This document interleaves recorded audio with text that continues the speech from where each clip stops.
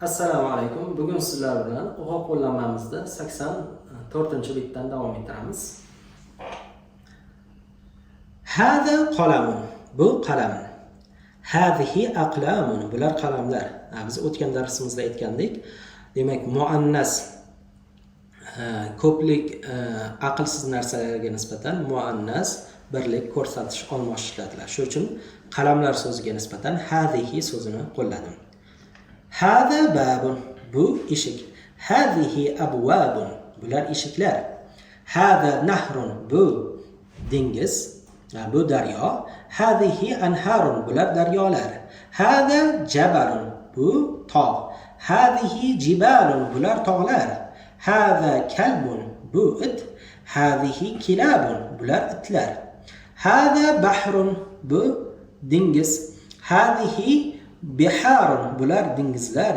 Hada kitabun, bu kitob. Hadihi kutubun, bular kitoblar. Hada himarun, bu eshak. Hadihi humurun, bular eshaklar.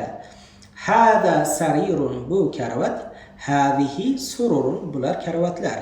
Hada daftarun, bu daftar. Hadihi dafatiru, bular daftarlar. Hada maktabun, bu parta. Hadihi makatibu, bular partalar.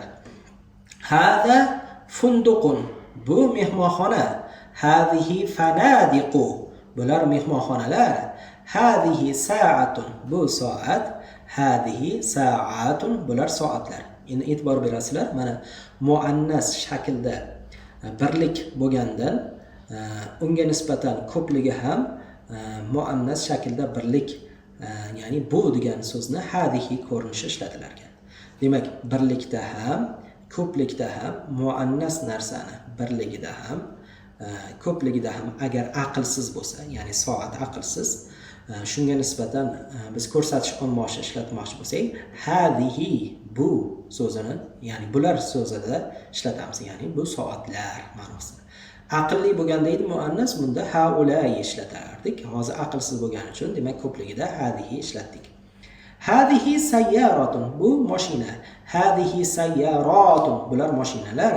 Hadihi toiratun, bu samolyot.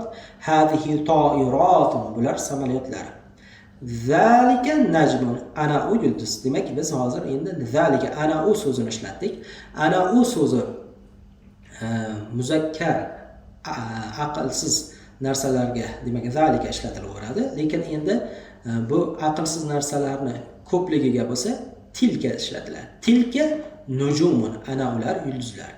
Demak, najmun birligida, nujumun ko'plik bo'ladi va unga nisbatan endi o'sha zalika, ana u so'zining demak muannas shakli mana bu yerda berilgan ekan. Tilka so'zini bu yerda ishlatamiz. Tilka nujumun, ana ular yulduzlar.